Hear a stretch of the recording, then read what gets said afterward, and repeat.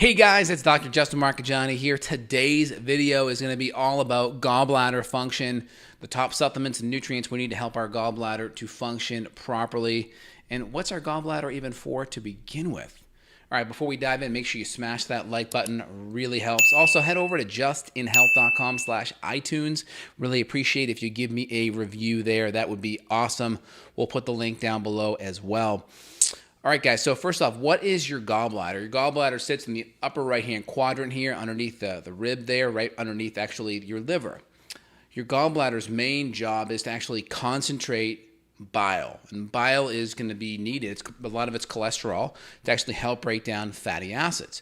Now, a lot of junk from the liver is also dumped in the bile, so some of that stuff isn't good. We want to get rid of it, and the other bit is bile to help break down healthy fats, fat-soluble vitamins.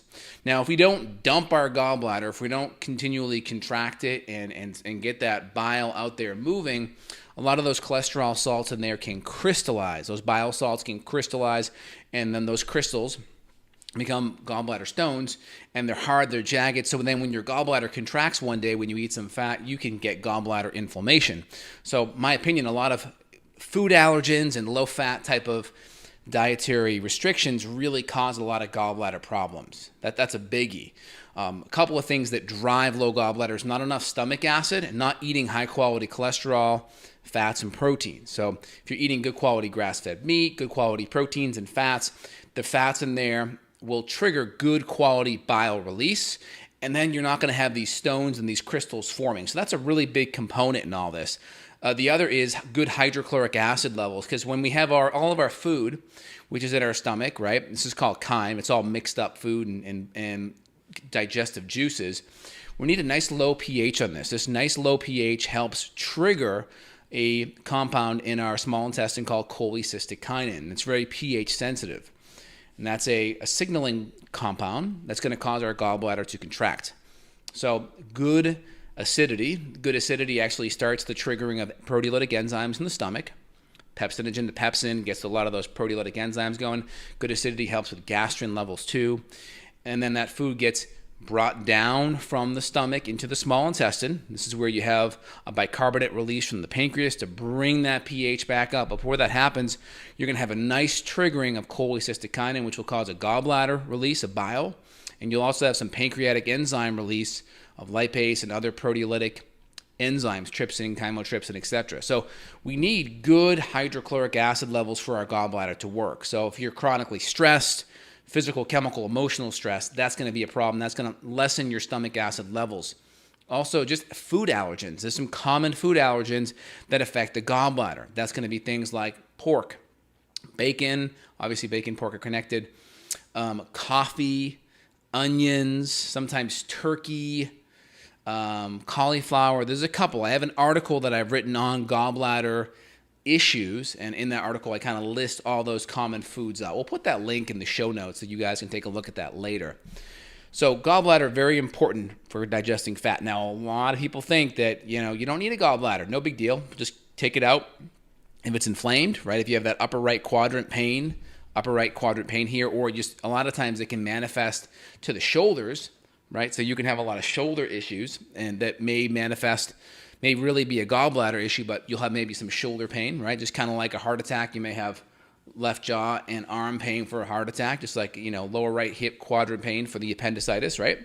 So you have a viscerosomatic reflux. The organ refluxes to different muscles that may not be exactly where the organ inflammation is. So a lot of doctors, they think, hey, gallbladder is expendable. No big deal, right? Well, is that true? Well, what's the gallbladder doing? It's essentially concentrating bile, and it's able to punctuate the release of bile based on that CCK neuropeptide.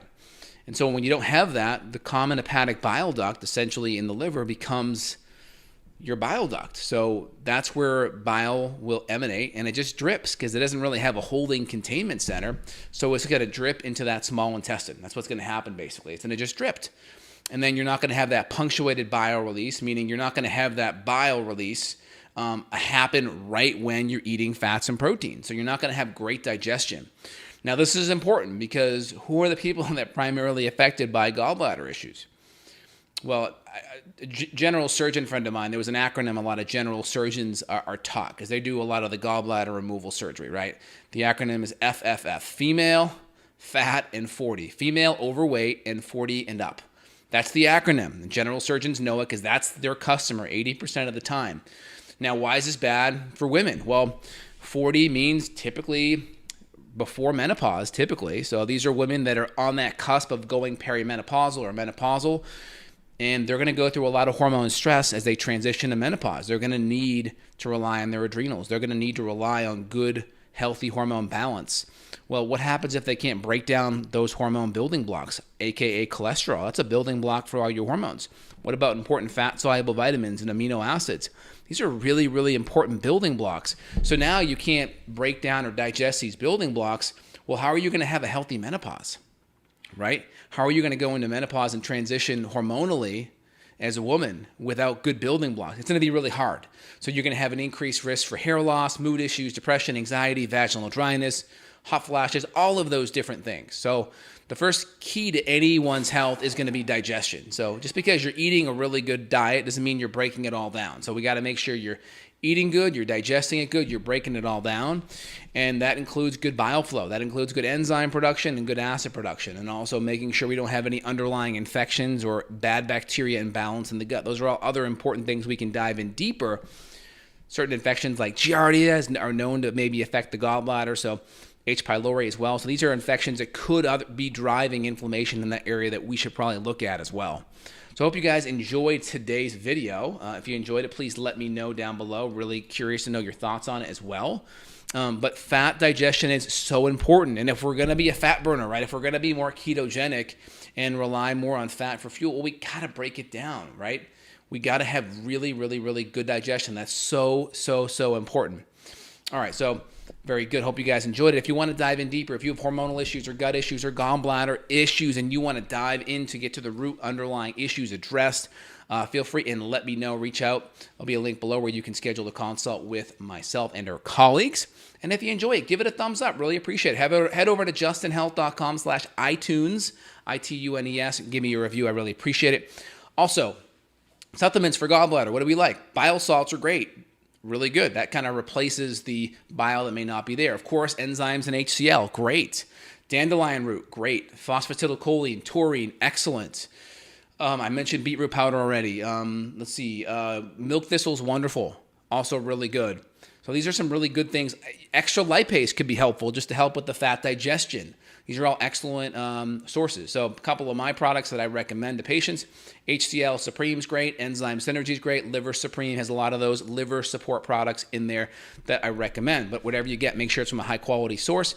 And make sure if you're taking a supplement, make sure you're always focused on getting to the root cause. That is so, so important with the goals here. All right, let's dive in and see what's going on here in the questions. All right. Very annoying pains and discomfort in the lower right side that comes and usually goes. Starts after 4 days of antimicrobial treatment.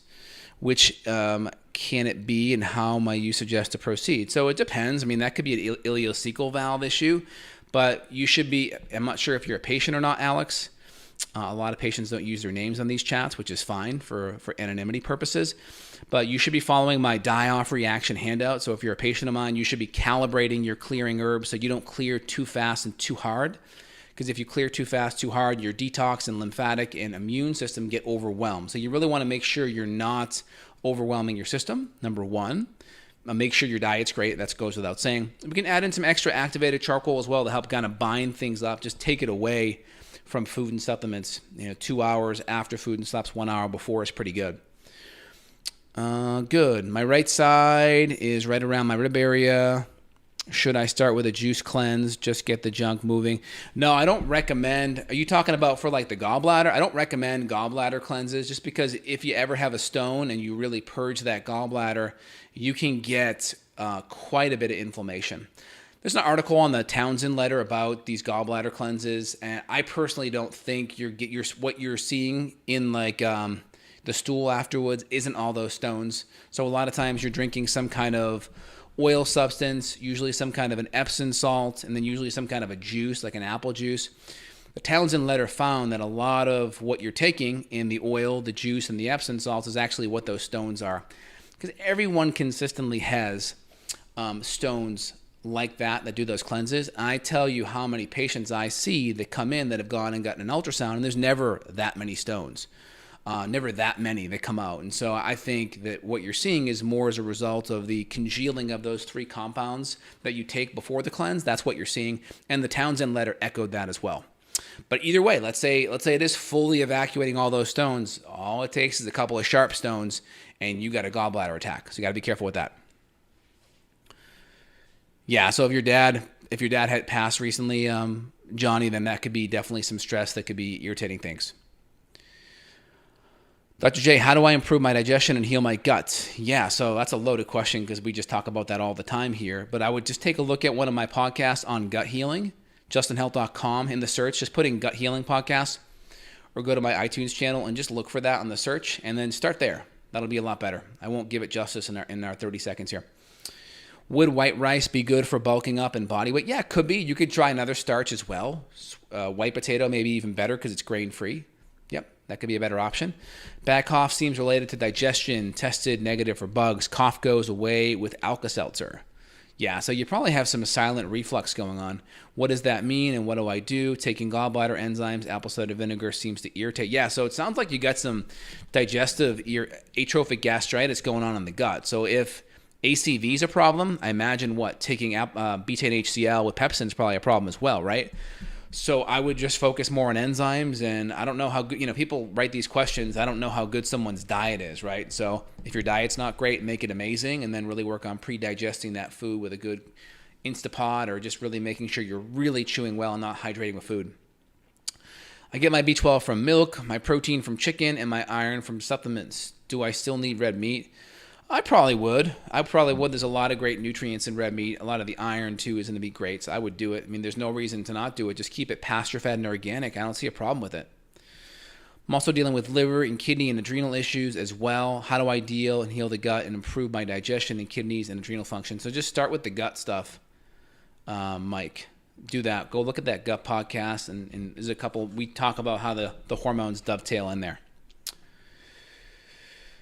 How many times a week should I swing my 10-pound ankle weights for assisting knee repair? That's a great question. I mean, you're going to need to do more than that for the knee surgery. So right before the video, I just went in my gym and I just did push-ups to failure. My push-ups I do ultra slow. So push-ups, I push up, I have the bar so I can go extra deep, and I go 1, 1,000, 2, 1,000, 3, 1,000, 4, 1,000. So extra slow, and I do that till failure. Normally like 15 push-ups, which is, it's a lot because you're, 4 seconds. Most of the time people are banging push-ups like this, and they're not even going that deep.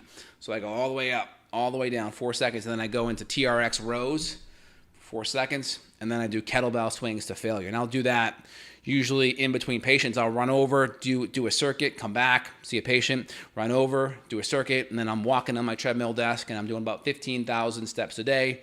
So that's kind of how I exercise. Right now, it's non-structured, meaning I'm not like working out for like 30 minutes straight. It's like 5 minutes here, 5 minutes there, 5 minutes there.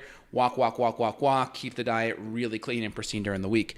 But you're going to need something a little bit more structured than just swinging your ankle weight on your knee. But I would see a really good, like a functional PT, not like a conventional PT, but more of a functional PT or even a functional personal trainer that has experience in that.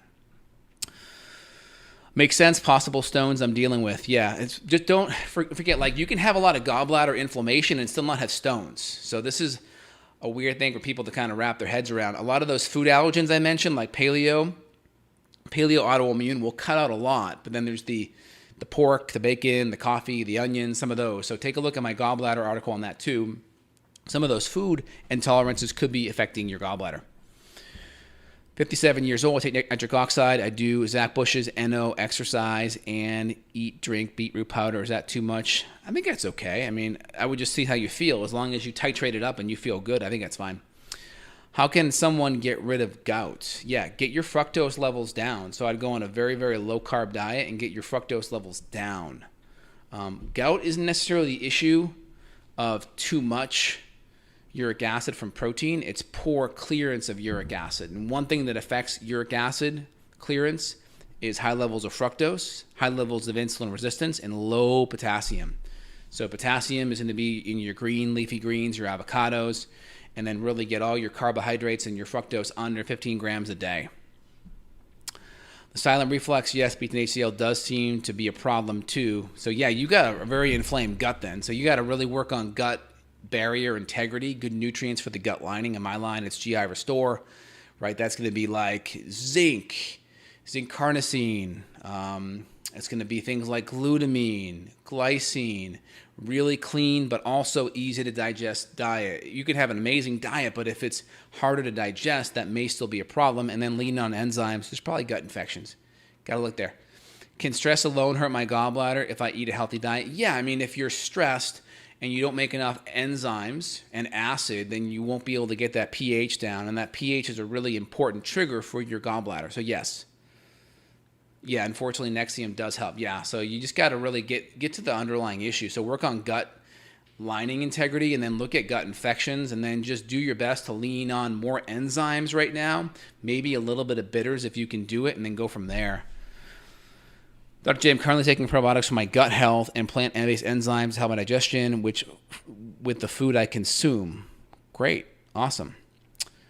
Okay, good. I'll find it. Thanks. You're welcome. Perfect. I also eat a relatively healthy diet, though. I need to drink more water for my hydration levels. Yep, that's good. I think adding a little bit of minerals in that water, like a pinch of Redmond's Real Salts, excellent. That'll provide some extra nutrients or extra minerals that you're not going to get in the food. Okay. Awesome, guys. I hope you guys are doing well today. Any other questions, feel free and let me know. Okay, I'm just checking one more thing here. Yeah, also, if you guys are enjoying this, please feel free, give me a review on iTunes. Just really trying to push the reviews here. My goal is to help more people like y'all, and if you guys can drop me a line and let me know how much I've been helping you or how much the show's been helping you, that helps me to help more people like you. So I ask for you all to pay it forward. I really appreciate it. And you guys have a phenomenal day. I'll be back tomorrow. Take care, y'all. Bye now.